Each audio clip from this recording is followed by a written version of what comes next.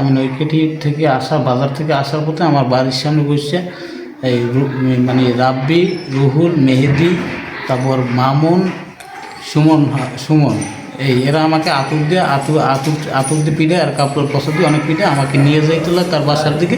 পরে আমি চিৎকার দিয়ে আমার বাইর বাসা তাকেও পিটেবার পরে তারা কিছুক্ষণ পরে আমার বাড়িতে এসে রাও দান্দা লইয়ে আমার হামলা করে। পাশে যারা আমার দেখতে আসছে তাদেরকে হুমকি দিয়ে পাঠাই দিয়েছে, তাদেরও হুমকি দিয়েছে, হাতুড়ি দিয়ে পিঠাইছে। পরে তাদের ওদিকে পিঠাইতে ওদিকে নিয়ে যেতে হলেছে, আমার মুখমণ্ডল ডাকি ফেলাইছে গেঞ্জি দিয়ে, তারপর পিঠাইছে ইচ্ছে মতন আর পরে আমার বাইর বউ আছে তাকেও পিঠাইছে।